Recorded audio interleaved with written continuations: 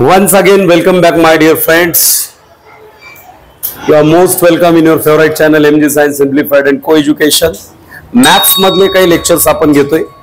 ठीक आहे, तुम्हाला सोपं जावं, सहज वाटावं आणि अभ्यास व्हावा या दृष्टिकोनातून आपण हा प्रयत्न करतोय.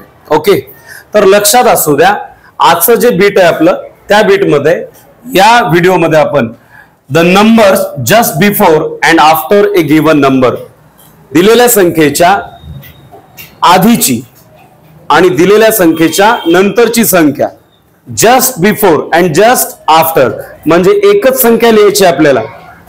we have to write only one number which is just before of the given number. So in this type of the question, one number is given and we have to write two numbers. One number which is just before of the given number and second number which is just after the given number. That is what the middle number is given to you.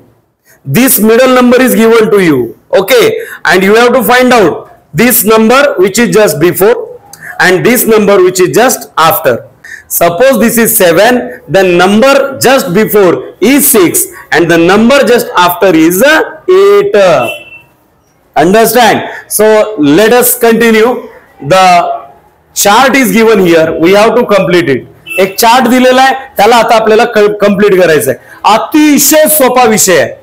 Just before लिहिताना काय करायचं आणि after लिहिताना काय करायचंय, लक्ष असू द्या बोर्डावर.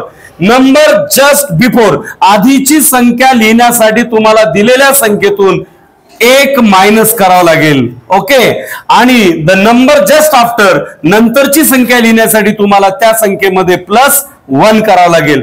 कोणत्या संख्येमध्ये? या दिलेल्या संख्येमध्ये. म्हणजेच ही संख्या कशी असते? मिडल असते. कशी असते? मिडल. हे बिफोर आणि त्या after. So listen carefully and focus on the board. Here if the number is 2999, 2999 ही संख्या आहे. याच्यासाठी द नंबर जस्ट बिफोर, आधीची संख्या कोणती येणार आहे? तर अर्थातच इथं दिलेल्या माहितीनुसार काय करावं लागेल? -1. याच्यातून एक वजा करा, म्हणजेच आन्सर काय येणार आहे? 2998 is the number just before. आता जस्ट आफ्टर म्हणजे नंतरची संख्या लिहायची आपल्याला. नंतरची संख्या लिहिण्यासाठी काय सांगितलंय? +1 करा. पण काही पोरं काय करतील की लगे 98 मध्ये एक मिसळतील आणि इथं उत्तर चुकल तुझं बाबा. दिलेली संख्या इथं आहे रे बाबा, हे लक्षात ठेव. याच्यातूनच एक वजा करायचं आहे आणि याच्यातच एक ऍड करायचं आहे. म्हणजेच 2999 मध्ये 1 ऍड केल्याबरोबर येणारा आन्सर काय आहे? 3000. अरे चा, असं कसं काय झालं? फॉर युअर इन्फॉर्मेशन इथं बघ, लक्ष दे.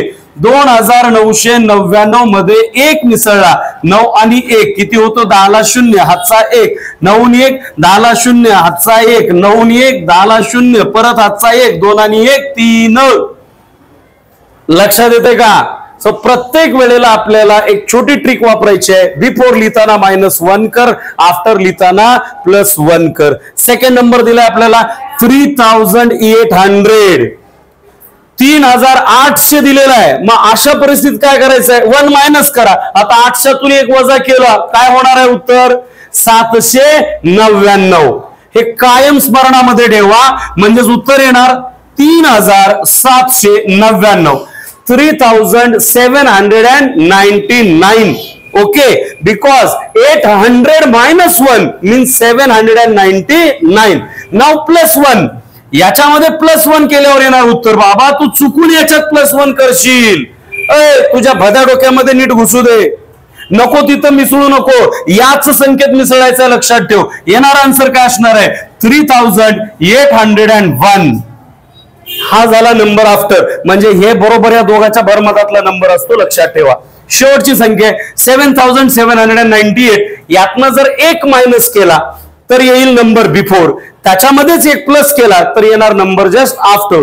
आता लक्षात घ्या, -1 करा, म्हणजेच काय येणार? 8च्या जाग्यामध्ये 7. Okay, at the place of 8 there will be 7. So 7797 is the number just before. And now 7798 दिलेला आहे, एक ऍड केल्यानंतर 99. So this is all about the number just before and the number just after.